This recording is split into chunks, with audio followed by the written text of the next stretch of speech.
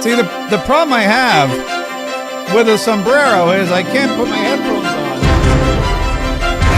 I can't hear what's going on. I don't.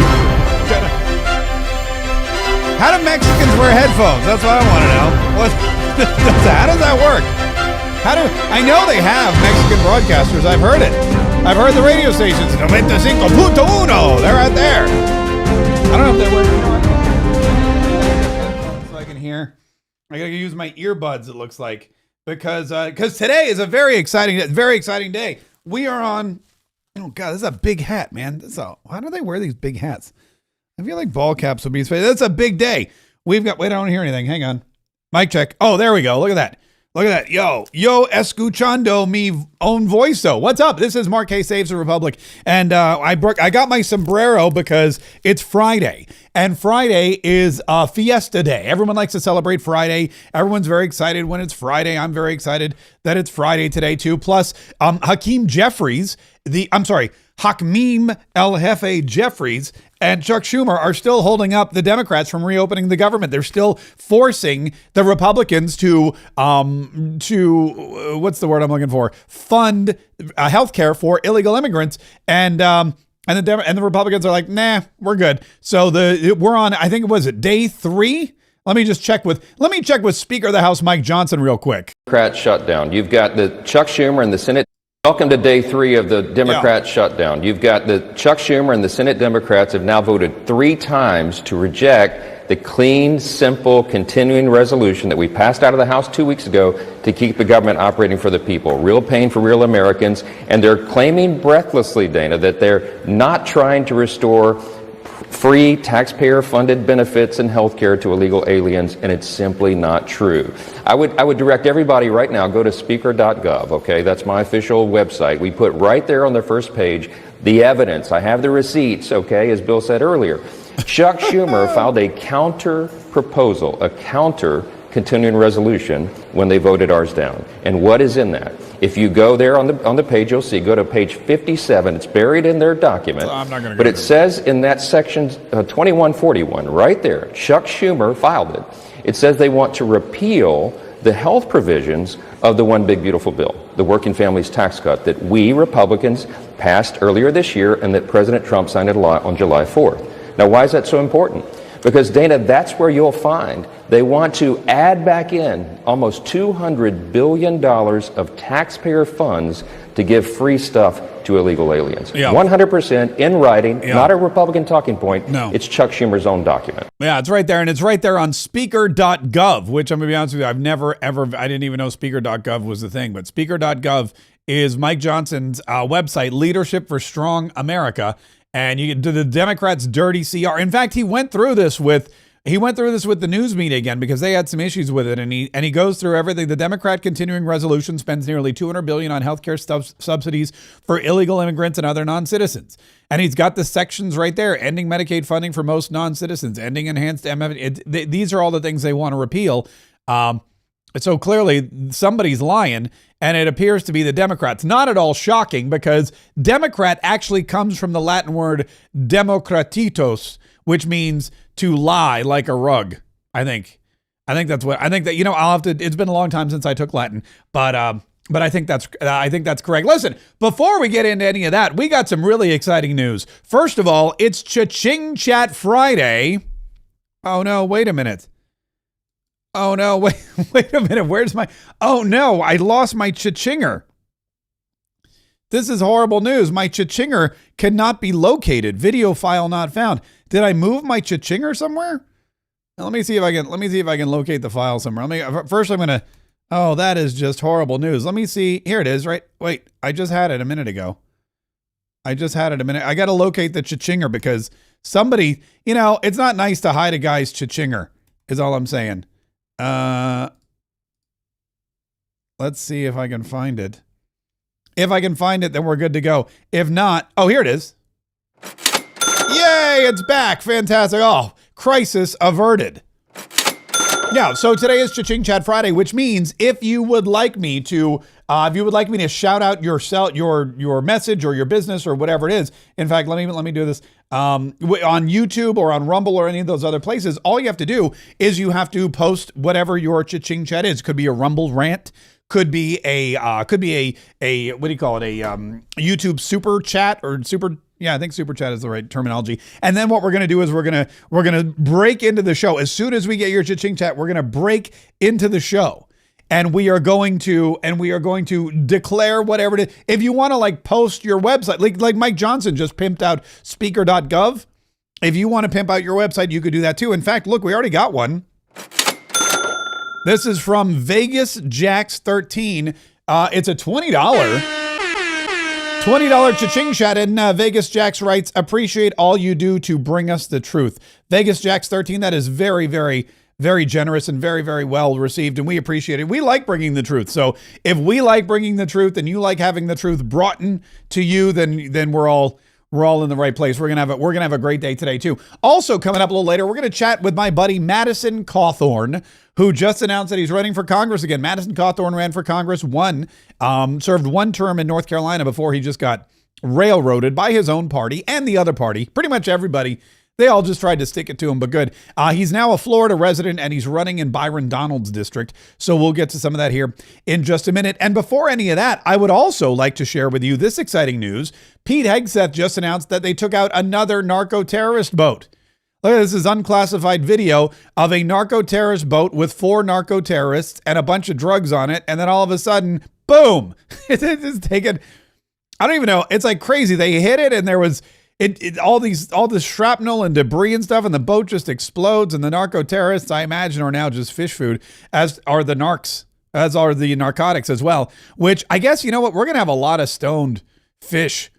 We're gonna have a lot of stoned fish in the Caribbean because of all these boats that were taken out. But that's another declassified or unclassified video of a successful narco-terrorist attack or transport being thwarted by the Department of Defense. And you know what it looks like to me? I don't know if you've ever played with bug guns that shoot salt. You know how it's like, do you see like a bug on the wall, you get the bug gun, you go, and the salt sprays all over and the bug just gets destroyed. That's exactly what this looks like to me. If you're watching, you can see it. If you're not watching, if you're listening to the podcast, that's what it looks like. The water just peppered with what looks like some kind of salt spray, and the boat just engulfed in flames. So look, again, I know some people are against it. I know some people are for it. Either way, I'm just saying, it seems like something that's good, because now we don't have as many drugs coming into our country at all, which is, oh, look, we got another cha-ching chat. This is our first one from YouTube today from Jen Salisbury, a $50 cha-ching chat. Wow. That's a Jen thing. That is very amazing. $49.99. Remember that one time you told us to go to the Facebook class action lawsuit website? Well, I got my check last night for $33.87. So here you go.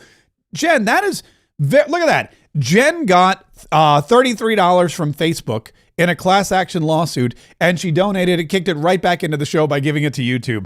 And Mark K Saves the Republic. Jen, that is very generous. Where's my check? I wonder. That's amazing. I gotta go check the mail and see if I got my Facebook check. But anyway, thank you so much for that cha-ching chat. And yeah, that's a pretty good haul. $33.87. So Mark Zuckerberg makes billions of dollars selling your information to foreign entities, and you got $33 as a result. I love that. Don't you love? Anyway, that is very, Jen, thank you so much. That is very, very generous of you. See what I did? Oh, look, we got another cha-ching chat. This is great. Look, we got one from, looks like we got one from Jeff Tim, a $5 super chat. Mark, time for another monthly donation to your congressional campaign. How is the campaign doing? That's a great question, Jeff. First of all, thank you so much for your generosity. It's going great. It's going great. In fact, we're going to chit chat with Madison Cawthorn about that here in just a minute, because he too is running for Congress. So all the cool kids are running for Congress. Which is great, because there ain't a lot of cool kids in the Congress. There ain't a lot of cool kids in the Congress. Oh, and by the way, they're all still taking paychecks. Not all of them, just some of them. There's a guy named Jim Hines. Well, you know, before we get to Jim Hines, let's get to Jasmine Crockett. Jasmine Crockett released a video to her constituents about the government shutdown, because I guess there was some concern as to what some concern or some confusion as to what is and what is not an essential service. I guess Jasmine Crockett's constituents are confused, which makes sense because they voted for Jasmine Crockett. Clearly, you're confused if you voted for someone like Jasmine Crockett. So she released a video trying to explain it to people and let them know this is an essential service. This is a non-essential service. And in doing so, she also wanted to remind everybody that she's an essential government employee and will still be collecting a paycheck. So as I've been telling people, your payment is on layaway. Yeah, that's basically what that is. Now, that is for those people that are deemed essential. You have a number of people in the federal government that are not deemed essential. So if someone's not deemed essential, then they're sitting at home waiting to get called back to work. And even if they're sitting at home, they are not allowed to go out and get another job. Yeah, they make you be broke until they get their stuff together.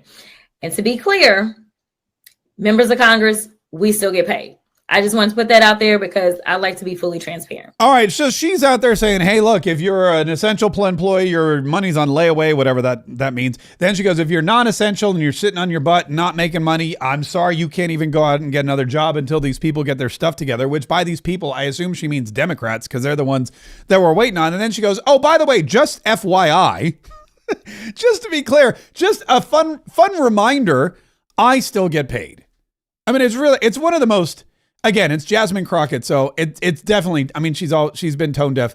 Probably the sound of her own voice has made her tone deaf. But she's like, just to be clear, everybody, I still get paid, even though you don't get paid and you can't go out and get another job because that's just the way it is.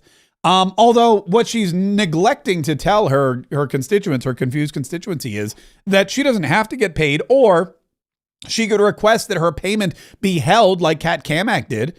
Representative Kat Cammack, we showed you that letter the other day. She immediately, the night of the shutdown, sent a letter to the Congressional Administrative Office and said, please hold my pay.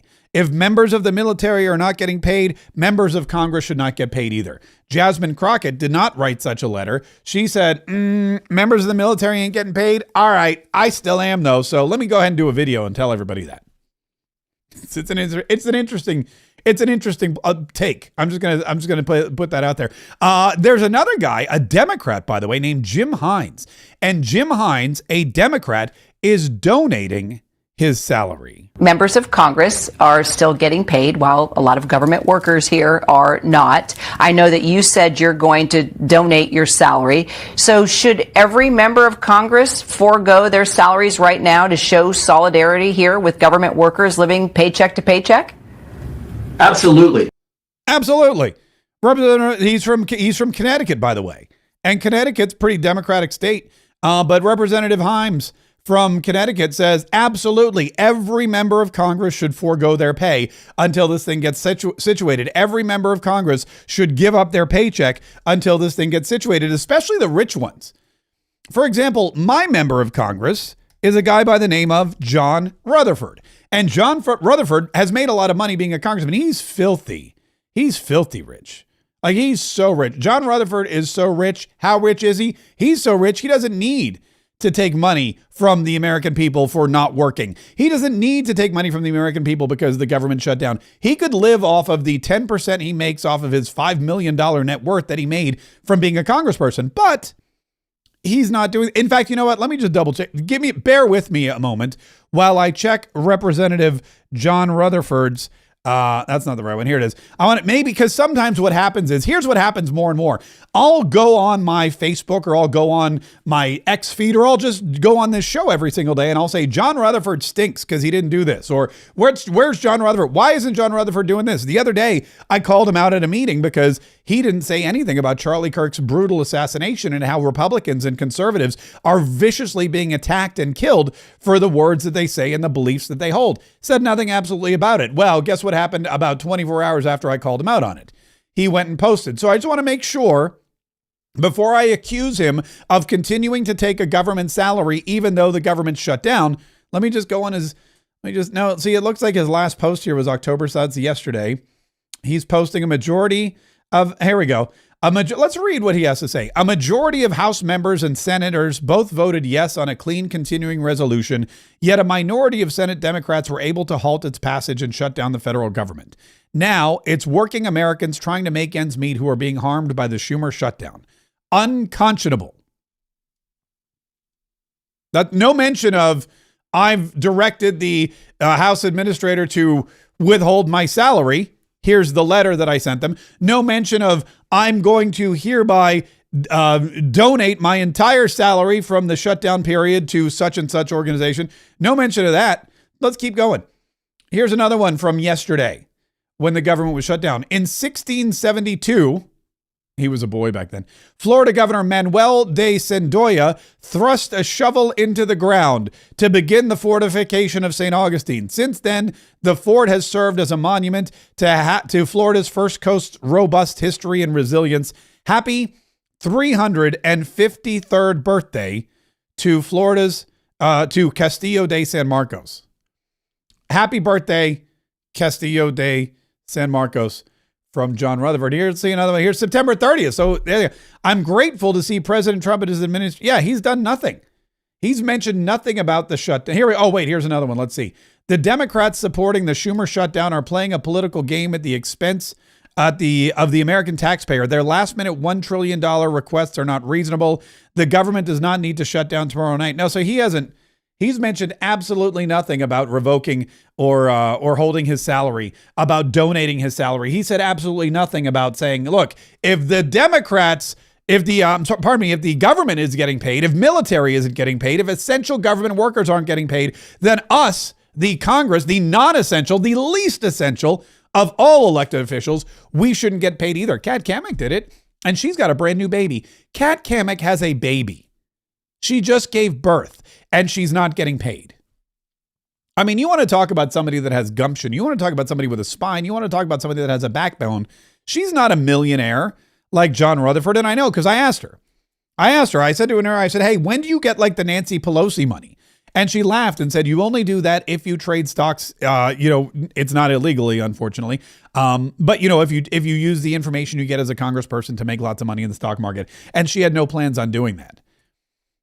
There's a different set of people.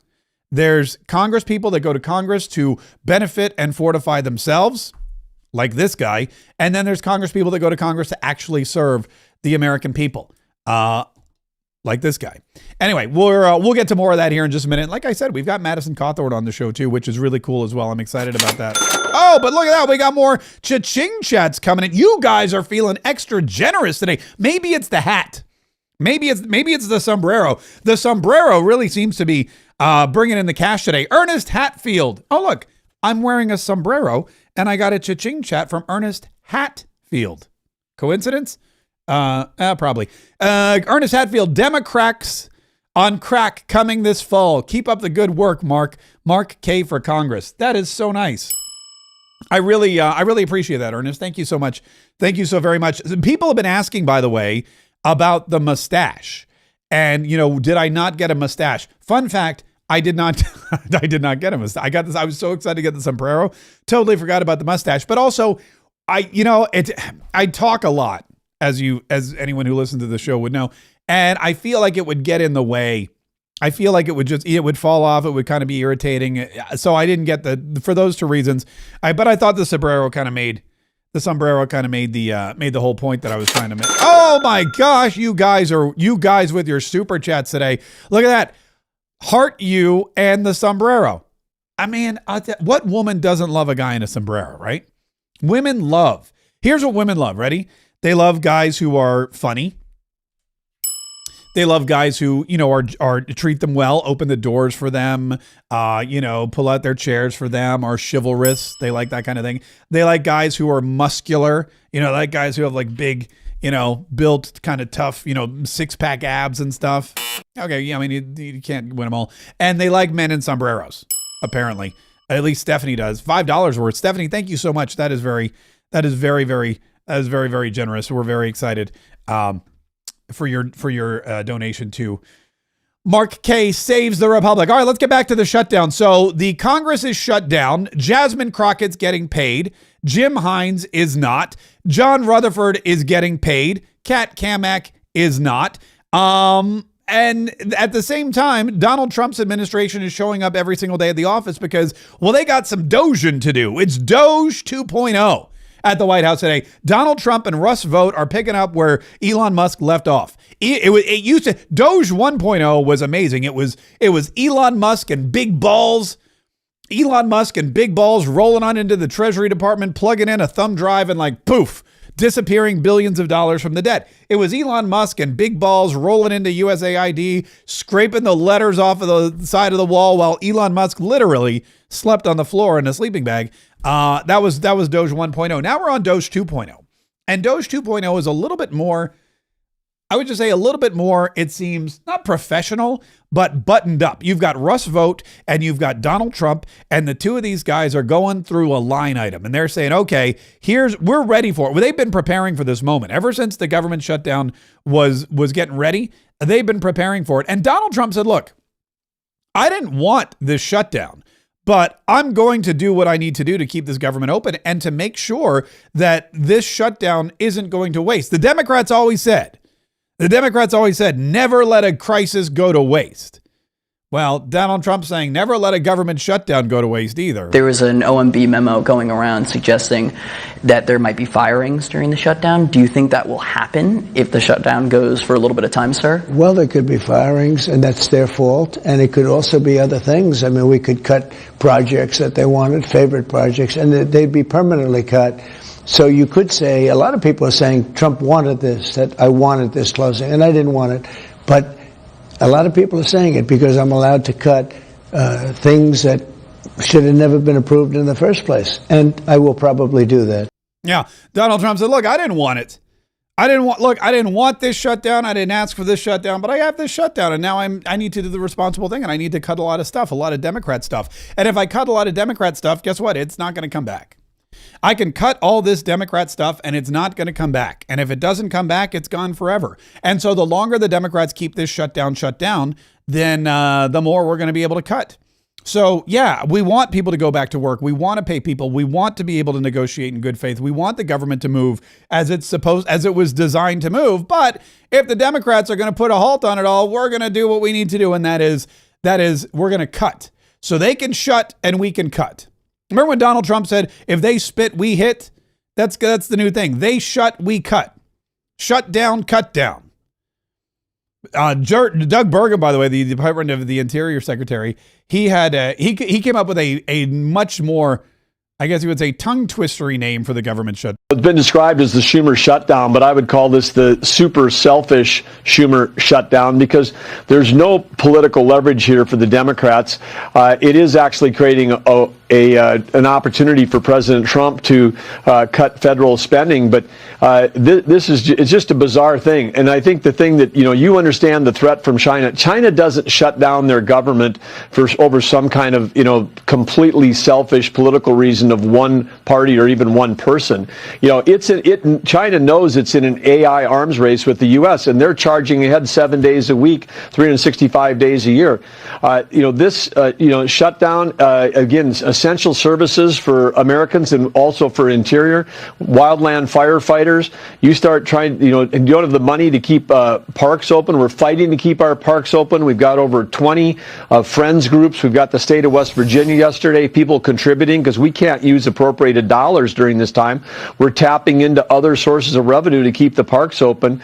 But that's all about the recreation economy. There's a $1.2 trillion recreation economy that depends on this 20% of the U.S. that's public lands, hunters, fishermen, communities, the gateway communities to parks. You start shutting down the government and you're hurting small businesses across the entire West, across almost every state has got someone that benefits from this. So, this is a shutdown. It's bad for the American people. It's bad for our competitiveness versus China. It's bad in terms of the AI arms race. It's bad in terms of permitting oil and gas and on federal lands. So again, this just has to stop. Schumer and Democrats have no leverage. And President Trump's right. If they want to keep this thing going, it just gives all of us on the Trump team an opportunity to continue to cut spending that the waste, fraud, and abuse that we were elected to get rid of. Yeah, the super selfish Schumer shutdown. Say that 5 times fast. Super selfish Schumer shutdown. Super selfish Schumer shutdown. Super selfish Schumer shutdown. It doesn't work. I'll just call it the Schumer shutdown, but that's what it is. And Mike Johnson's out. And here's the other thing too. You don't see the Democrats as much as you see the Republicans, which shows you again, that the Democrats, it's very difficult for the Democrats to go out there and explain their position, as we saw from Maxine Waters, who said, we want to give it to everybody. That was Maxine Waters. Remember, she was asked, are you trying to give health care to illegal immigrants? And she said, no, we want to give it to everybody, which means, yes, we want to give it to, if you want to give it to everybody, you want to give it to everybody. And that means, I would include illegal immigrants in that as well. That was Maxine Waters' big flag. Demanding health care for everybody. We're demanding health care for everybody. Democrats are demanding health care for everybody. Everybody. Democrats. She's just such a weirdo. But that's what they are. That's what they're doing. And so you can't go out there and argue that. That's why you don't see the Democrats. All the Democrats are doing is releasing videos saying, hey, FYI, we're still getting paid even though we're not working. Sucks to be you, government employee who's been furloughed. Mike Johnson is in the media every day. He's standing outside of his office. He's ready to work, and he's saying, look, here's what's happening. Page 57, section 2141. You see the highlighted language. There's a lot of legalese in this legislation, in these bills, but it says that they want to repeal the health subtitle changes. What does that refer to? You read down here, public. Yeah, we don't need to go. We get it. We get it. And John Thune, my majority leader in the Senate, the House Senate Majority Leader, he's out there doing the same. He's like, look, we just need 5 of y'all to come to your senses, stop placating the far left part of your base, and open up this government. All we need is a handful more Democrats. We have a majority of senators, 55 senators, have already voted for this clean, short-term, nonpartisan CR. As the Speaker said, no policy writers, no gimmicks, nothing in here that benefits Republicans. This is a straight-up 7-week funding resolution, and we need it to keep the government open. And if we don't... Yeah, and that's it. And by the way, how short is Mike Johnson?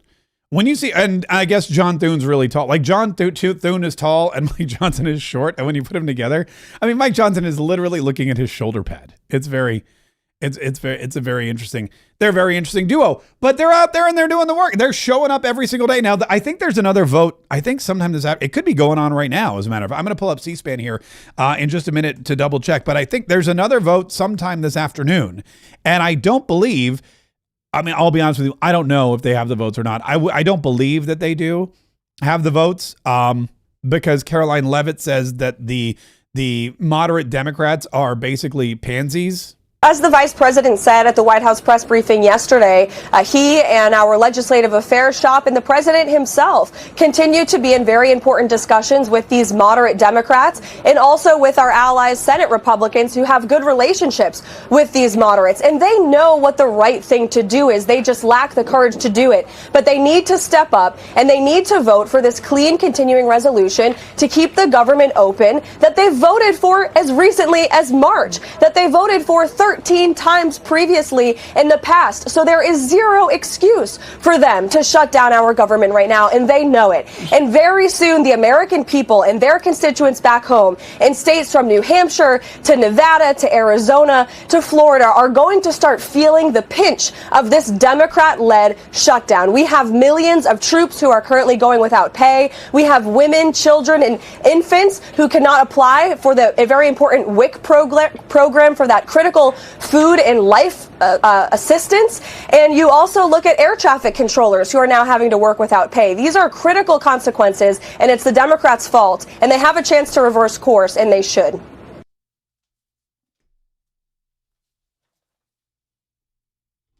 Sorry, I accidentally, I moved, and I'm going to have to change. You know what? First of all, Caroline Leavitt's on fire. I'm going to have to take the sombrero off because I just rolled over my headphones and I can't deal with it. I gotta get back in. I gotta get comfy again. Anyway, so there we go.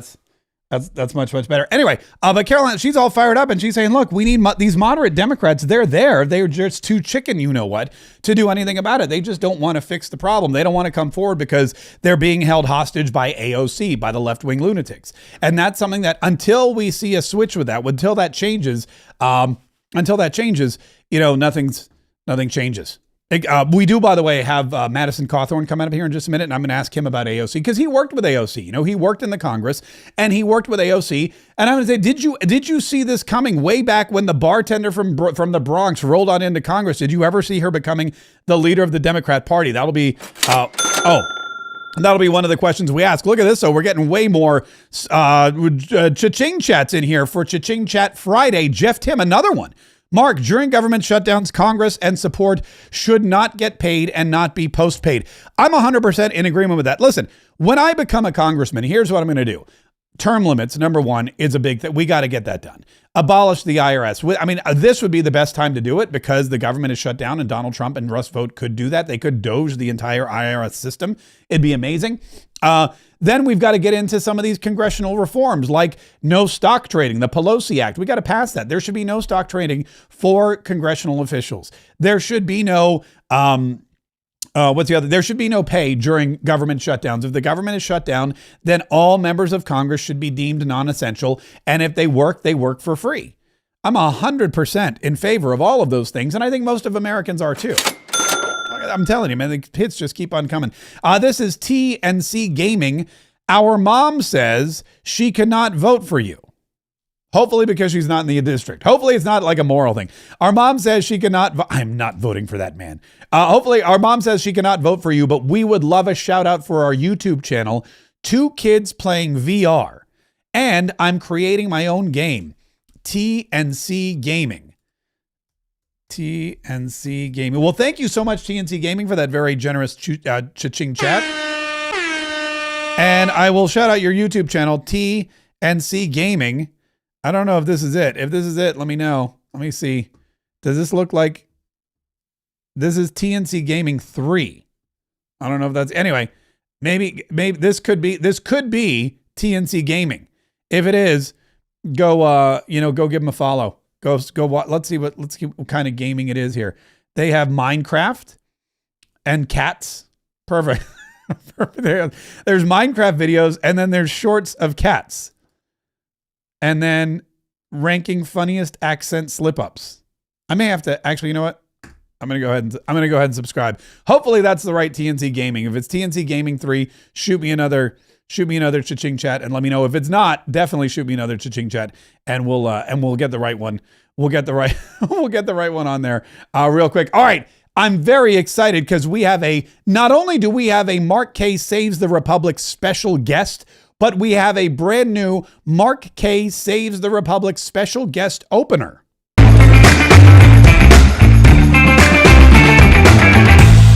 Look, it's Madison Cawthorn live in the flesh. Well, actually, that's not true. He's digitally imaged on Zoom. But anyway, he's here, and we're excited because he just made a huge announcement. He's running for Congress again, this time in the free state of Florida. Madison, how are you? Man, doing fantastic. I've been down here for almost half a decade. Came down but I'll tell you, about 3 weeks after I moved to Cape Coral, got hit by Hurricane Ian. Yeah. And I always tell people, I was baptized as a Floridian, but seeing the way that all the community came together, there's a lot of tragedy, but how everybody just came together to help each other. We're out of power for 12 days. Everyone just cared about, getting power, getting water, and getting food, and helping out their neighbors. So that's what made me fall in love with this place. And this is my home. I'm never going to leave. And I am so happy to be here. Yeah. Now we have a lot in common, by the way. We're both from North Carolina originally. We're both in Florida, and we're both running for the U.S. House of Representatives in 2026. So there is that. You have more guns than I do, I notice. You've got a lot. You've definitely got the Florida gun wall going. I only have a couple in my drawer, but we'll work on that. Didn't even realize I had these. I'm just kidding. Oh. No, this is my favorite room. Yeah. We call this the tool shed, and anything you ever need is in this room. Most people it's just in their living room, hanging on the walls, ready to go. But that's awesome. So I want to get to the announcement. I want to talk about what you're doing, but a lot of people may or may not realize that they saw you last week when you went viral at it was 2 weeks ago now, I guess, at the Charlie Kirk Memorial. I have this video here of DJ Daniel, the youngest Secret Service agent. We all remember him from the State of the Union. He came up and he saw that your shoes were untied and he tied your shoes. Yeah, it was incredible. So obviously I DJ Daniel is just a phenomenal guy. Such a loving heart. But anyway, so we saw each other. We just started talking. I was talking to his father. Things were going really well. And then in the middle of the conversation, he keeps looking down, up and down, and then, but obviously he's 13 years old. I'm not going to, critique his eye contact. Sure. He's a normal boy. Yeah. And then all of a sudden the young man just bends down. This young man is dealing with a terminal disease, which I hope is fixed by the power of God, but dealing with a terminal disease, and he bends down to tie my shoes. Now, I know I'm in a wheelchair, but I've been in a wheelchair for almost 11 years now. I don't. It's not an acute injury. Now, I still have some pain from it, but he is going through so much more than I am. And I mean, it just touched me so deeply. And then we got back up. I prayed for him. And he's just such a great man. But anyways, that snippet right there that you're playing right now, that is what the Charlie Kirk Memorial was. Yeah, that is what it was. And I hear a bunch of people who are like, well, when the politicians got up, I think it was kind of messy. It was kind of wrong. Erica gave such an amazing speech. So amazing, yeah. I'm telling you, I was there with several of my guys that I consider brothers, several friends. And when she said, "I forgive that man, that young man," it was. We all got tears. We all got tears in our eyes. I was incapable of clapping. That is a personal flaw of mine. She was she's a great Christian. And we're called to forgive our enemies. But at that moment, I was incapable of joining her in that because I had a righteous fury within me. And then you contrast that with Stephen Miller.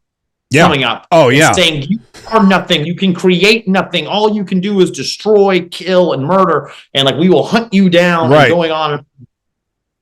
And I've heard a bunch of people upset saying, oh, well, Erica Kirk did the right thing, but then you have the Trump administration people speaking. They did wrong.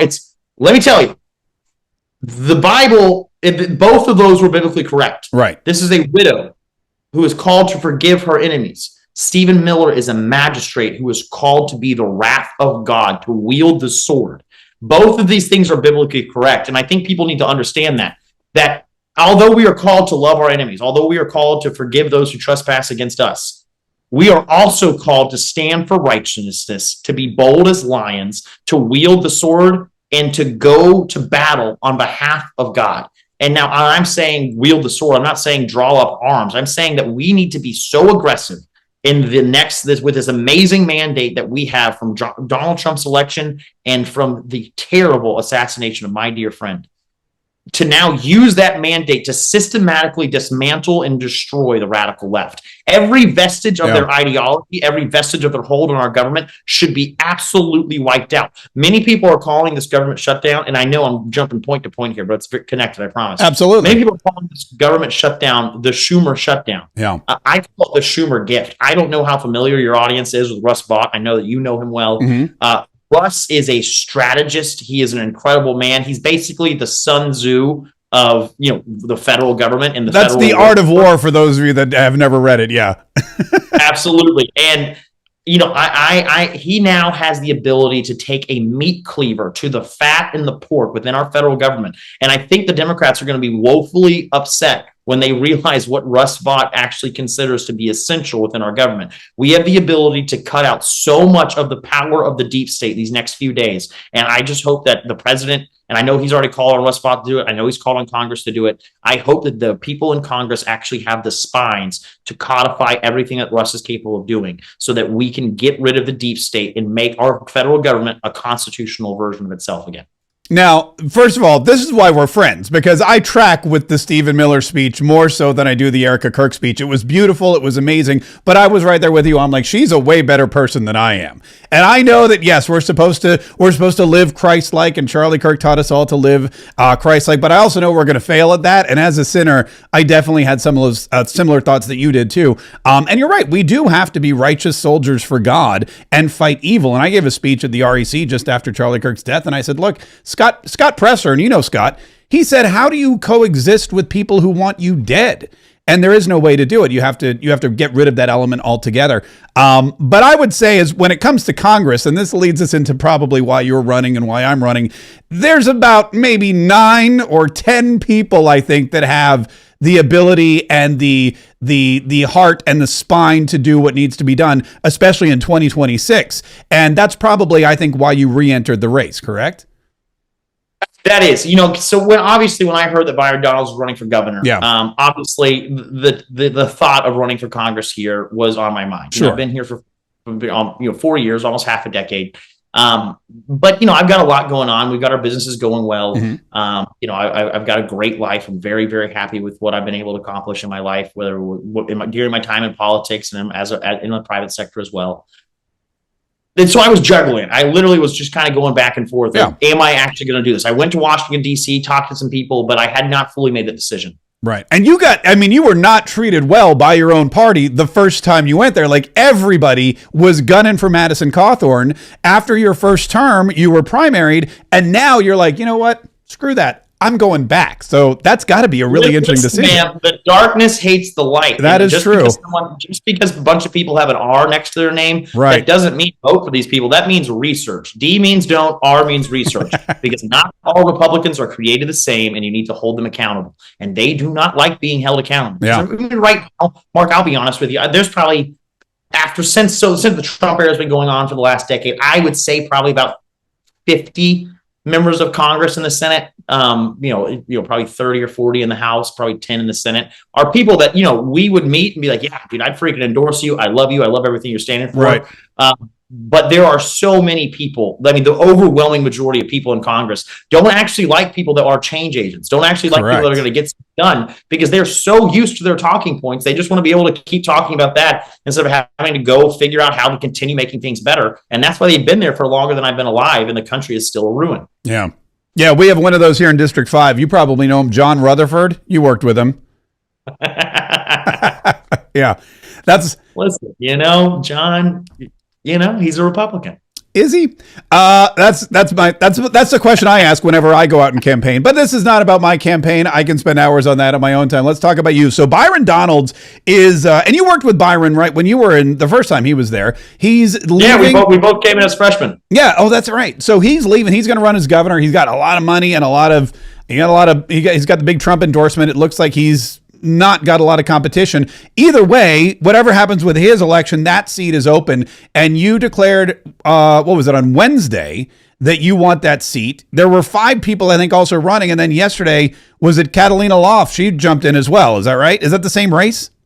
Yeah, she jumped in as well. Actually, this is one of the most interesting things I've ever heard in my life. Yeah. There's a guy named Jim Oberweis, nice dude, dairy farmer.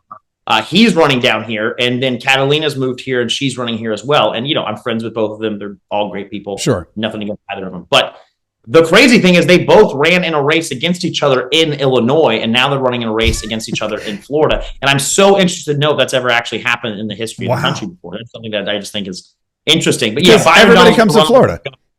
I'm a little mad at Byron because I moved down here so I could have, the best congressman in the House as my representative. Yeah. And now he's leaving. And I'm like, come on, man. But now, you know what? Now I'm going to get to have the best governor in the country. Ron DeSantis did a great job, but Byron Donalds is going to blow every single governor that's ever existed out of the water. I'm very excited about Florida as far as governors go. I moved down here under Rick Scott, and then when Rick Scott was term limited out, I was like, who's ever going to be better than Rick Scott? And then of course we had Ron DeSantis, and it's going to be really exciting to see what happens in the future. Let's talk about the Congress, because there's a lot of talk about AOC, and I know you worked with her, and with this government shutdown especially. It seems like now everybody is pointing the finger at her, saying she's doing this. She's the one that's powerful. Nancy Pelosi was asked about it. She had a conniption fit because she likes to think that she's still in charge. What is it about AOC, as someone that worked with her in Congress? What is it about Alexandria Ocasio-Cortez that put her in this position where she now basically is the face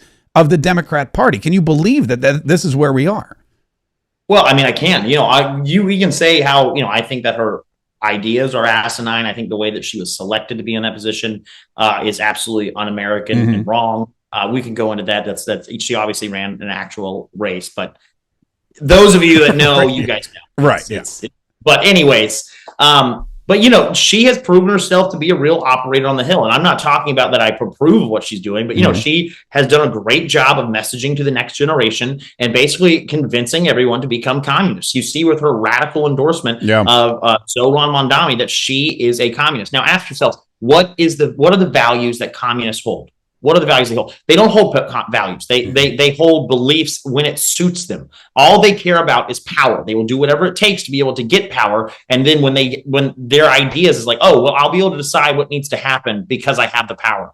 And the way that they plan on actually legislating is like, well, we have government power, so if you don't agree with me, I'm going to force you to agree with me. Right. And so she's done you have to give her credit. She's done a great job of convincing a lot of young people to be communists, even though it is the most lethal thing the globe has ever faced in its entire life. Look what Mao Zedong did. Look what Stalin did. Look what any communist who's ever lived has done to their population. And so she wants power, and we have to give her credit where credit's due. She's done a very good job of creating a massive base in the state of New York. Now, where's Chuck Schumer from? Chuck Schumer is from New York State. Yeah. He is their senator, their senior senator. He is the majority leader. What is Chuck Schumer, the minority leader of the Senate, one of the most powerful people in the world? What is he afraid of?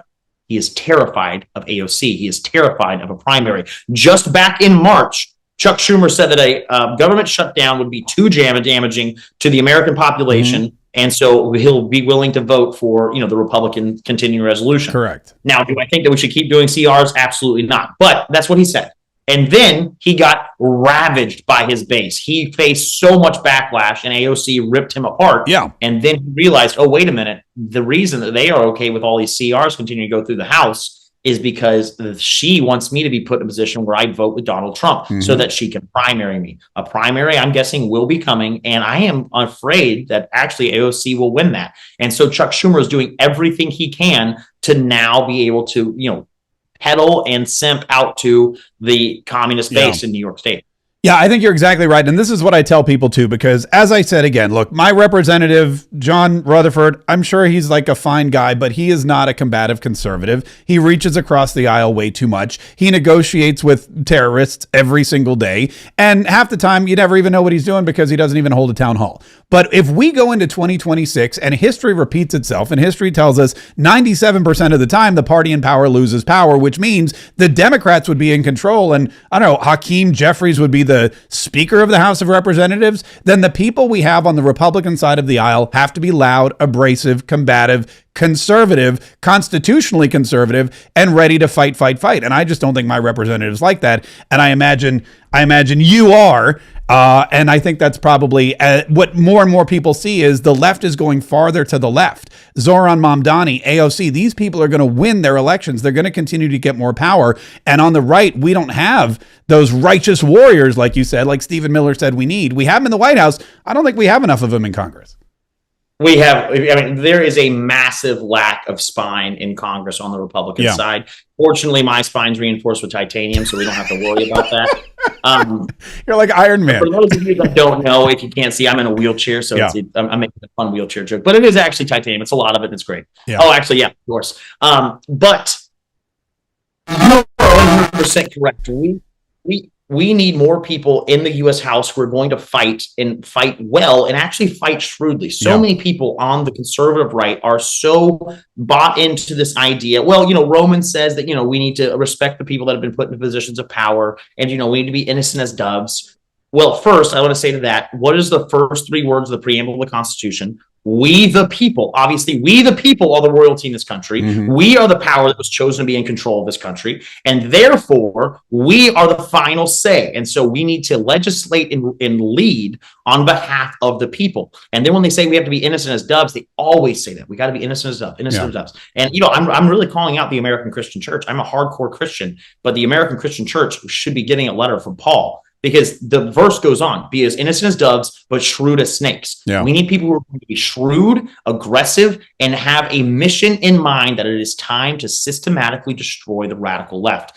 Every vestige of them has got to be absolutely wiped out. In the place of Charlie, 10,000 more people need to rise up and do what they are capable of doing. You're running for Congress. I'm running for Congress. This is what we are capable of doing. And I hope that everyone else around the country has the courage to do what they are capable of doing. Madison Cawthorn is now. There have been Congress people that have served in two different states before. Is that correct, or are you the first? Yeah, I believe so. I think it's I believe the last time was in the 1800s. Okay, well there you go. You're also still going to be one of the youngest, right? You're not even 30. Did you just turn 30? How old are you? I just turned 30. Yeah, okay. Just turned 30. Yeah. So I'll still be extremely young for a member of Congress, but I'll tell you, a lot of things. The reason that, I lost my election was, I really pissed off the establishment. Right. And so they came at me very ruthlessly. But more so than that, they went around the state constitution in North Carolina and redrew my congressional district, which was absolutely insane, an unprecedented move. Right. So I went from a very conservative district to a very moderate district who did not like my flavor of conservatism. And some of my wounds that I suffered then were self-inflicted, and I have grown a lot since that time. I think with self-reflection comes wisdom, and I've been able to learn from my mistakes, but I've also become much more solid in my beliefs. Yeah. My beliefs were in question, but I now know that what we are fighting against is not flesh and blood. It is evil. What we are fighting against are people who legitimately hate us. They shot Charlie Kirk because he was effective at speaking. That they think maybe they shot him because they think he's an extremist. If they think Charlie Kirk is an extremist, I have no idea what they think about me. So that means they're willing to kill me. They're willing to kill my friends. They're willing to kill my community. Absolutely. And because of that, we need to absolutely govern with a will and a might that is going to make this movement that's coming out of in America right now, this left-wing radicalism, to be completely destroyed. We need to show how morally and intellectually bankrupt it is, that people just all of a sudden are like, you know what? Yeah. Nope, that's not for me. I'm a conservative now. And I mean, honestly, you look at it, it's not that we've gotten further right. I mean, you go look back at Hillary Clinton speaking, I think in the early 2000s or 1990, her immigration policies that she was talking about were stronger than, most Republicans today. And I mean, she would be considered conservative in a lot of circles. Oh, 100%. But the left, again, they have no value, so they're willing to change whichever way the wind is blowing. Yeah. And also, there's a lot of people who grew up in Republican districts who are like that want to just, that they'll say and do whatever they need to get a power, because, most people, and this, you've interviewed a lot of conservatives, or a lot of members of Congress, but most members of Congress, they just think it's a capstone to their career. They think that, they deserve it for whatever reason. So they get in there, they got their khaki loafers and their pleated trousers, and they go into office and they just enjoy being a member of Congress, being behind class. It's a retirement plan. It's they get all this health insurance. They get to, trade stocks, and they don't have to really worry about ever getting primaried, especially in a bright red district like mine or yours.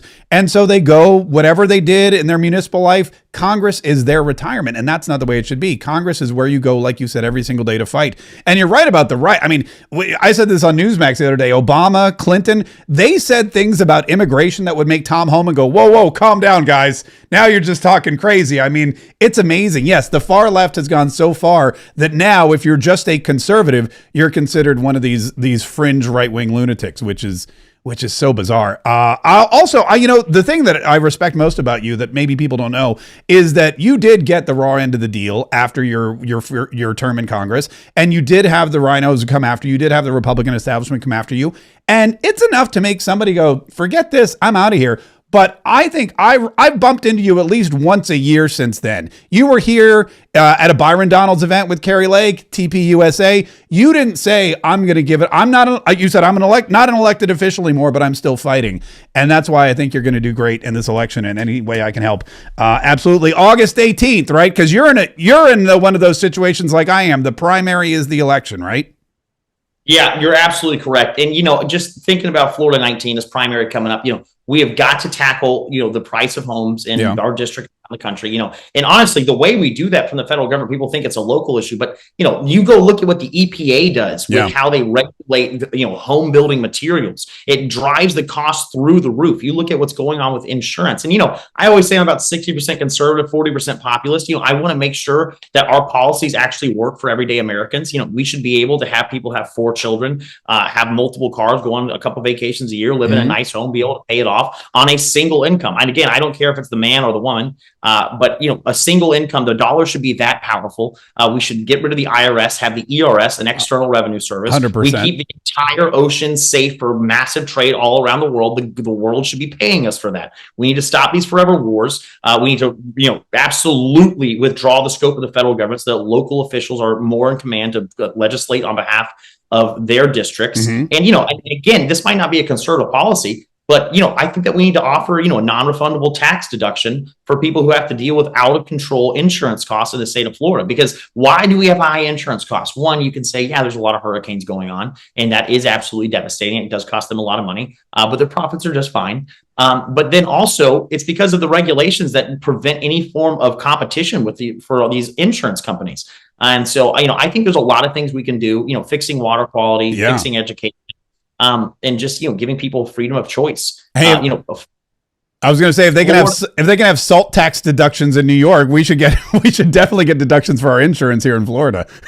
That's exactly right. Well, Mark, I just want to say, brother, thank you so much for having me on. Anybody that wants to learn more, please go to my website at MadisonCawthorn.com. And Mark, I wish you nothing but the best for your election. Anything you need, I'll be there to help. But I just we're here to fight for this country. Absolutely. Madison Cawthorn, MadisonCawthorn.com is where, like, you can see he's got the swamp boat. He's shooting guns. Yeah, I got to get a swamp boat. You have the video running on your website. That's really high tech. I only have still frames. I'm gonna get some video running. Also, do you have hats yet? You got to get hats. We'll trade hats when you get some. I'm down. We'll trade hats. That sounds like a great idea. Perfect. Madison Cawthorn. Hey man, thanks so much for being here. This was great. And we'll get offices next to each other in the Capitol. That sounds great. Make sure you go Canon. The offices are kind of considered bigger over in Longworth, but the ceilings are low. It's no fun. I'm all about Canon. Man, how great is that intro? I played it again for the outro. Madison Cawthorn is a fun guy, and everybody deserves a second chance. And I'm glad that he's getting his here in Florida. We'll see exactly what happened now. Catalina Law. This is the craziest thing about this election, where Byron Donalds is not going to be in Congress in 2026. He's either going to be governor of Florida or he's not going to be a governor of Florida. But once you decide to run for some other office, he's pulled himself out of the race for Congress. So Congressman Byron Donalds will not be a thing after 2026, and that race is wide open. And Catalina Law, who we just mentioned, is she's running as well. It's a crowded field down there in District 19. We're actually, I think, talking to her next week. So that hopefully it'll be, like I said, there's probably gonna be more people too that throw their hats in. Anyway, very, very, very, very exciting stuff. Incidentally, one of the things that he said was absolutely right, was that, Donald Trump has come in and he's done a lot of great things. And he needs combative conservatives in Congress to fight against the Democrats for every aspect of society. Because if you don't have that, then you don't have the kind of stuff that we're starting to see in the economy, for example. We don't have the kind of stuff that we're starting to see take shape with investments and with the stock market. And just the other day, another record day on Wall Street. And that's great that your stocks are going up, but guess what? Anything could happen and the stocks could go right back down. I saw Bitcoin is reaching 124,000 again, but guess what? That's not even the highest it's ever been. It fluctuates too. There is one investment that Augusta Precious Metals and my friends over there at Augusta Precious Metals always advise for. That is a true safe haven, and that is gold. And if you go to getmarksgold.com, you can get a free info guide from Augusta Precious Metals. They'll tell you why a gold and precious metals IRA is the only safe haven investment. Gold is up 25% and climbing. I kid you not. Gold is up 25% and climbing. I'm pretty sure that's what Donald Trump meant when he said the new golden age. And Augusta Precious Metals. Now, look, they're top rated by the Better Business Bureau. They're 5-star rated by pretty much every investment periodical that there is. And as a result, they have a pretty high dollar clientele. If you have $100,000 in a 401k, or if you have $100,000 in an IRA, or if you have $100,000 in real estate or anything else, and you're looking for a safer, more long-term investment that you know is going to protect your family, your future, your finances, Augusta Precious Metals has information for you. Go to getmarksgold.com, getmarksgold.com, or you know what else you can do? You can simply just click the link in the description of the bio. That's another thing. That's another way that you can do it too. We put the link in the description of the video so that it's easy for you to get to. All right, while we were talking to Madison Cawthorn, guess what? Caroline Leavitt was in the White House press briefing room, and she was asked all kinds of questions about the government shutdown, and we have a couple of those clips here that I did want to share with you so you can see what the White House is saying as we now head into, I think it's like an hour from now. Maybe it's now. It could be now. I know it's coming up sometime this afternoon. There's going to be yet another vote on whether or not Democrats will reopen the government or keep it shut down. We are now in day 3 of the Democrat-led government shutdown. Yeah. The Democrats continue to recklessly hold the American people hostage over their demands to give illegal aliens free health care. Republicans are fully unified behind passing nonpartisan clean funding bill, the exact same bill that Democrats approved back in March to reopen the federal government. But those same Senate Democrats are now voting against this clean funding bill and keeping the people's government closed. I understand Democrats will have an opportunity very shortly here to change course, and we hope that they will. There are significant personal impacts on millions of Americans as a result of this current government shutdown. The 1.3 million men and women of America's Army, Navy, Air Force, Marine Corps, Coast Guard, and Space Force who serve honorably and put their lives on the line to defend us all are not being paid. Military families are already seeking out food assistance because of financial anxiety caused by this Democrat shutdown. According to new reporting from the Military Times, staff members at the Armed Services YMCA food pantry distribution location near Fort Hood in Texas found a line of military families stretched around the side of the building yesterday at 5 in the morning. According to the staff who work there, that is, quote, not happened ever. They've already had a 34% increase this week over past weeks.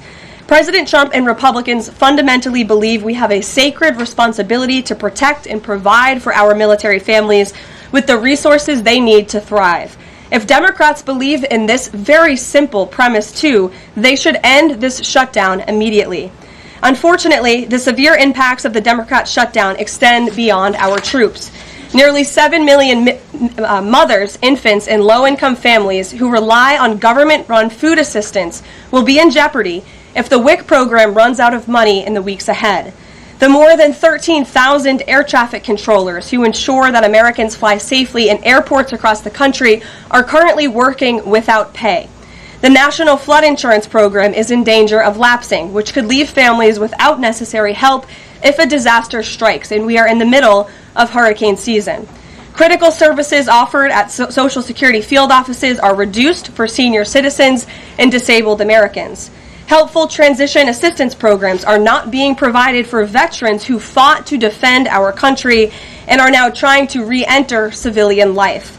The economic consequences of this shutdown are piling up every day. Policymakers, markets, and even the Federal Reserve are flying blind at a key juncture because BLS and BEA data are on hold until the government reopens. Democrats shutting down the federal government to give health care to illegal aliens could lead to lower growth and higher unemployment rates for Americans.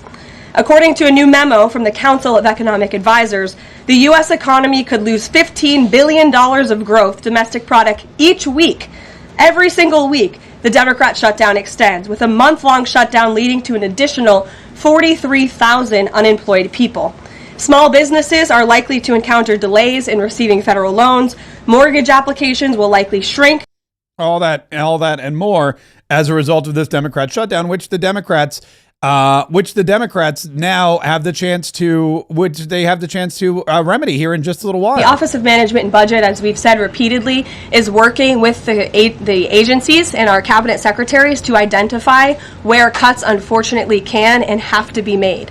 And again, we understand there's another vote happening on the Senate floor in an hour. Maybe if Democrats do the right thing, this government shutdown can be over. Our troops can get paid again. We can go back to doing the business of the American people. But if this shutdown continues, as we've said, layoffs are an unfortunate consequence of that. And Russ Vought has been in contact with our cabinet secretaries at their respective agencies to discuss that. Yeah. The Office of Management and Budget, as we've said repeatedly. Again, this all falls on the Democrats' shoulders. It's the Democrats who have put the president in the position to cut the government. It's the Democrats who have said, we don't want to fund the government, but there's people in the government that are essential that need to get paid. And so what we see from Caroline Leavitt, what we're starting to see here is that the cuts, the Russ Vought, the Grim Reaper, if you will, that's going around and making sure the government is running efficiently. He's doing it out of necessity. And the necessity was caused by the Democrats' lack of willingness to make sure that the government is funded. Oh, speaking of funded, look at that. By the way, I apologize during Madison. I didn't want to interrupt Madison with the cha-chinger because I didn't fully. If you're not familiar with the cha-chinger, like all of a sudden I'm interviewing Madison Cawthorn and we're talking about, God or Jesus or Charlie Kirk or his congressional run. And then all of a sudden he hears, it could be a little off-putting, but I did want to say Harley Quinzel, thank you so much for the $10 cha-ching chat. I say that we cut these elite Congress pay and pensions. They want to shut down, then we cut their pay and give back to the taxpayers who are actually working. We've had enough. Great job, Mark. Harley Quinzel, thank you so much. We appreciate that cha-ching chat. We appreciate all of your support throughout the show, and I think you're absolutely right. If you want somebody to do something, stop paying them. That's the thing. If somebody's not doing their job, then stop paying them. It's the job of Congress to keep the government open. It's the job of congressional leaders to constitutionally fund the government of the United States of America. And if they refuse to do it, then there should be penalties. The government should not remain closed while these people continue to get pay, because I don't believe that they are essential employees. Oh, and I'm actually running to be one of them. I mean, think about what that says. Think about what that says. Well, I thank Christiane Haggerty for her $10 super chat. No message, no proclamation, no shout out, just, hey, thank you, Mark, for what you do. I appreciate it. Here's $10. But, you know, think about what that says. The role of Congress, again, the role of Congress, and I've said this before, and I will probably say it a bajillion more times before I get elected, is Congress is there to protect people back home from the size and scope of the federal government. Congressional representatives are supposed to go to Congress and stop the government from getting too big and stop the government from infringing on the people back home. But instead, what happens is Congress people go to Washington, D.C., and they protect the federal government from the people. They protect the federal government from the people, and that's just wrong. And Donald Trump's not doing that. Donald Trump sees a big, bloated federal government as the enemy. And Russ Vought sees a big, bloated federal government as the enemy. And it is. It's the enemy of everything the Constitution stands for. It's the enemy of everything that our republic was formed for. Remember what, I mean, it's really basic. If you just look at a map, okay, what does it say our country's called? The United States of America. Not one big country called America carved into tiny little portions called states. It's the United States of America. And the Constitution and the Republican form of government that we have grants the power to the states. And any powers that they maybe forgot to put in there, or they slipped their minds, or they're like, oops, we meant to do this, but we didn't, they go back to the states. And so when you hire somebody or when you elect somebody to be your senator or your representative, their job is to go to Washington, D.C. and protect the state's interests. And that's not what these Democrats are doing. That's not what a lot of these Republicans are doing. The Democrats are protecting their own personal interests. Chuck Schumer in the super selfish Schumer shutdown. Is that what he called it?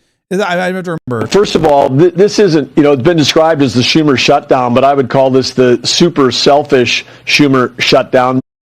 The super selfish Schumer shutdown. I call it the super stupid Schumer shutdown. That's another good way. The super selfish, stupid Schumer shutdown. But all of that is basically because Chuck Schumer wants to keep his job. And that's not Chuck Schumer's job.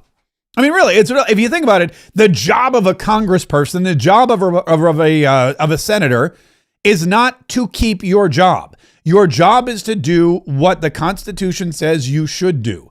Your job is to represent the people back home. And if you lose your job as a result, that's not your concern. I mean, it shouldn't be your main concern, but unfortunately it is. Here in Florida's 5th District, we have a representative who, again, his main concern is keeping his job. Why? Well, because if he keeps his job, he can keep stock trading. If he keeps his job, he can keep his pension. If he keeps his job, he doesn't have to go get a real job. If he keeps his job, he gets 6 months off in August or 6 weeks off in August and September. And a cush retirement package. I mean, he's got a bit expensive beach house, this guy. I don't know if you have beach house. I don't have a beach house myself, but John Rutherford has a very expensive beach house. And I imagine there's a lot of upkeep. That's all I'm saying. But that's not the role. That's not the role of Congress at all. In fact, there's a clip I wanted to share with you. Markwayne Mullin, who I believe he's up for re-election. He laid into Schumer, man. He let Schumer have it on Fox News. Also on the Appropriation Committee, so I've been involved in these conversations all along the way. And the fact is, there's plenty of Senate Democrats that want to vote with Republicans to open the government back up. What they can't do is get past their leader. They elected Chuck Schumer to be the leader of the Democrat Party in the Senate, and he is literally scared to death of his own elections coming up in 28. Now, mind you, he's not in 26. He doesn't come up till 28.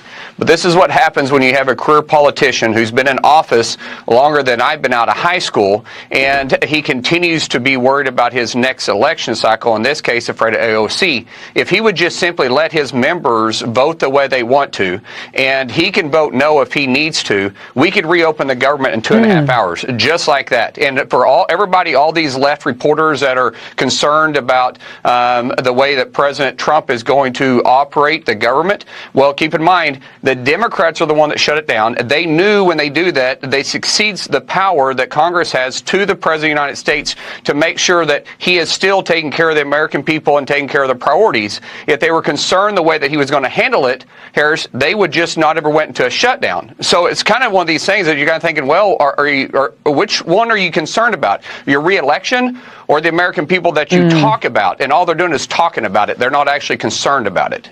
Look, let me put this in perspective for you, by the way. Chuck Schumer, and he's right, Chuck Schumer, it's not 2026, it's 2028. That's when Chuck Schumer is back on the chopping block. 2028, the same time that we go to vote for a new president, for President J.D. Vance. So Chuck Schumer, okay, is 74 years old. His reelection is in 2020. That's 3 years. He'll be 77 years old, and a Senate term is 6 years, which means 74-year-old Chuck Schumer, when he's 77 years old, will be seeking another 6-year term, which means right now he's planning to stay in office until he's 83 years old. Now, I mean, it's baffling to me that this guy is even looking at running again for another term, but he is. Clearly he is, because if Chuck Schumer weren't concerned with what would happen to his political career in 2028, if Chuck Schumer weren't like, yeah, you know what, I'll stay in office till I'm 83 years old. If Chuck Schumer weren't concerned about that, he would have just voted to keep the government open. He would have voted for the continuing resolution. But he's petrified he's going to get primaried. He's petrified he's going to lose. He thinks that he's going to get his seat taken away from him. I'm thinking to myself, dude, you're going to be 77 years old. Give it up already. Retire. Spend some time with your wife. Although here's the thing I think about these politicians. I don't think their wives like them. That's why I don't think their wives and husbands like them. That's why they stay in. I mean, look at Nancy Pelosi's husband. He's hanging out with some weirdo, and when getting hammered in the middle of the night while she's off doing her job. I just don't think they like each other. It's probably so. He's like, yeah, I don't want to go home and hang out with my wife. I'm going to just stay here till I'm 83 or dead, whichever comes first. But it is a very, very bizarre situation that we're in right now. And again. They all have the opportunity to do something about it before too long. But the Democrats are still keeping us hostage. Caroline Leavitt brought up another good point, too, in her press briefing about the national debt. Listen to this right here. Let me go here. Why are layoffs now necessary in this shutdown? Because we have an administration and we have a president who are wholeheartedly focused on restoring fiscal sanity to our government and doing the right thing by the American taxpayer. We are $37 trillion in debt, and the federal government is currently shut down. There is no more money coming into the federal government's coffers. And as you've also seen since the beginning, in January, this administration is focusing on waste, fraud, and abuse. And so Democrats have given this administration an unenviable choice to have to take a look at the balance sheet and identify where these cuts and layoffs can be made. Why are layoffs? I mean, it's a dumb question, by the way. It's asked by somebody who clearly doesn't understand how government works. But again, the Democrats, and she sums it up perfectly, we have fiscal responsibility. The Democrats don't. They never have. They think, I mean, think about this. There's so many problems. And every time they talk about it, every hour that the government remains shut down, there's just more of this evidence against them. Caroline Leavitt said perfectly. She said, we're $37 trillion in debt. And in order to keep the government running, the Democrats are demanding another $1 trillion to pay for illegal aliens to get health care. How is that? That's fiscal irresponsibility. We're $37 trillion in debt. The Republicans roll in and say, let's just keep going while we figure out how to fix this problem. The Democrats say, let's keep going. And let's put ourselves another $1 trillion in debt. And there's no way to agree. You can't agree to that. Because you know what would happen if Donald Trump and the Republicans agree to that? All of a sudden, the Democrats would turn around and say the Republicans have driven the debt up another $1 trillion. Look at these Republicans; they're so fiscally irresponsible, aren't they? You know what? There's so much. I could just go on and on and on, but it's Friday, and let me put my sombrero back on. It's Friday, and we're cha-ching chatting, And that's not right. That looks horrible. Wait, is that right? Was this the right way? Was this the way I had it before? Maybe I had it. I don't know. Is there a front and a back? Is there a frente and an abajo for the abajo? Is there? Anyway, that looks good. Listen, it's Cha-Ching Chat Friday, so I'm gonna put my sombrero back up. We're gonna Cha-Ching Chat a little bit more. And also, this is probably a great time to remind you that in addition to Madison Cawthorn running for Congress, I too am running for Congress and would like to go to Washington, D.C. so that I can represent people who really are starving for great representation. Let me pull up my website here very quickly. It's markkforcongress.com. And I did want to let you know, we have a couple of things going on. For example, we've got, of course, the donation tab if you'd like to make a donation. We've also got videos that you can watch. And then we've got some events coming up. One of our events is the Clay Young Republicans. We're going to be there October 9th. That's next week. And then October 23rd at Pusser's Bar and Grill in Ponte Vedra Beach. I'm going to be there as well. And then November 6th, Megyn Kelly Live, downtown Water Street in Jacksonville. And we're adding to this. In fact, you know what? There's a couple of things that I've been thinking of because I did. And now, you know, it's so funny. When you become involved in politics, there's two things that you really are forced to think about. Think about, you know, people voting for you, which is something that I've been thinking about. And then the second thing is raising money. And unfortunately, you need to raise a lot of money because money equals votes. I wish it weren't that way, but it is. So, but I'm not good at like begging for cash. I like to do things, and even the Cha-Ching Chats. I'm like, here, I'll play you a little thing, Cha-Ching, and we'll read your little comment, whatever it is. We'll promote your gaming channel, all that kind of stuff. But I was thinking, what are some fun things we could do that potentially would that people could donate money for? One of them, I was thinking, I do live on a golf course. We could do like a golf outing. I'm really bad at golf, so I would definitely lose. But then I thought that could actually be an added benefit. Like, hey, the next 3 people who donate this amount of money, we'll all go play golf together, and you're guaranteed to win because I suck so bad. So I was thinking maybe a golf. I don't know if that's something that people would be into. Also, my birthday's coming up in October, and I thought, what if we do like a really fancy steak dinner? Get like one of those private rooms and get some really fancy wine. And if you make a big donation, you can come and hang out, and we'll do like a little birthday party. I don't know. If you have any ideas, or if there's anything you would like in exchange for lots of money for my campaign, by all means, let me know, because like I said, that's how my mind works these days. We're raising money so that we can go out and literally save the Republic from the inside out. Now, what we're doing now is we're saving the Republic from the outside in. But man, if we can take our microphone and our cameras into the Capitol building and be there every single day and not have to worry about secondhand reporting, but me actually bring you the reporting firsthand, walking out of a meeting and saying, here's what just happened, walking out of a committee meeting and saying, here's what I just heard, walking out of a vote and saying, here's who did what. Think about the power that would be returned to the people if you had a direct access, a direct reporter from Congress letting you know with full transparency exactly what's happening. I mean, I think that's worth it. So whatever I can do to help you, help me, if that makes sense. It's like Jerry Maguire. Rod, help me help you. Help me. Show me the Quan or whatever it is. To help me help you, then let me know, because like I said, I'm willing to do whatever we need to do to raise that money and to make sure that we win, and to make sure that we're not just saving the Republic every single day here on the show, but we're saving the Republic from inside Washington, D.C. And make sure you subscribe too, because subscribing to this channel is a great way to help us in our fight. It's a great way to grow the number of Patriots we have worldwide. Subscribe, set the notifications, make sure you listen, make sure you watch every single day, because not only does it help us, but it helps you.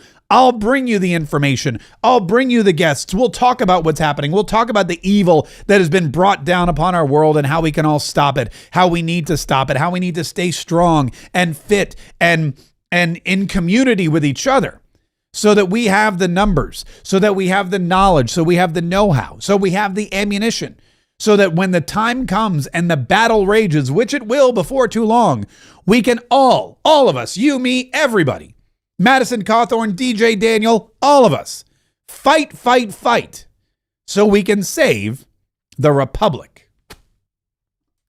I just hit when I went to go do this, I forgot I was wearing this Hakeem Jeffries hat, and I punched, I punched the hat like that. Save La